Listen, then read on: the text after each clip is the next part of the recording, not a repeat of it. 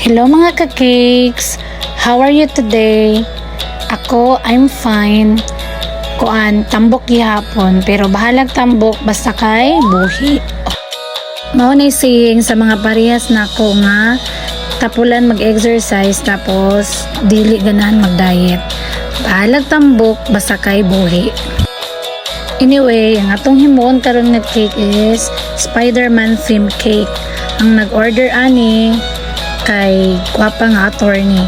Si attorney She.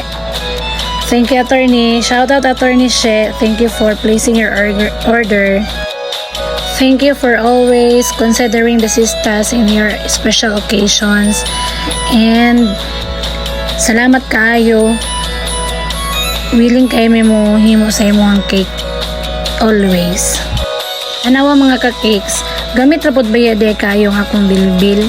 Tigpugong sa turntable para dili gali ma-turn out. So maka-drawing ra ko og taman. Maibog baya kayo ko ng mga pormado kay glawas. Uy, kanang mga menu na ba, pero pormado gyapon kay glawas. Kay na disiplina sa kaugalingon. Ako mong good no kay magdisiplina man ko sa kong kaugalingon. Di lang gud mo ko ulit akong baba. Kay ganahan gud siya mukaan. Nya, tapulan pag kayo ko, mag-exercise. Managwa, di mahimo. Gana mong gutong gamay-gamay kaglawas kay makapugong-pugong gud siya sa edad. Di ra kayo halata nga inana imong edad.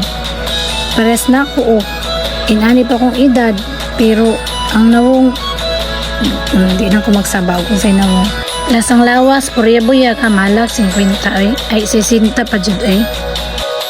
Kidding aside, kanya tong client karon si attorney Pretty kuan siya kanang sexy tas gwapa. Dili siya makita sa iyang edad kay bata siya lang taon buyag sa iyang edad. Sana all. Wala ba ito'y ating attorney ha? Tinuod yun to, promise.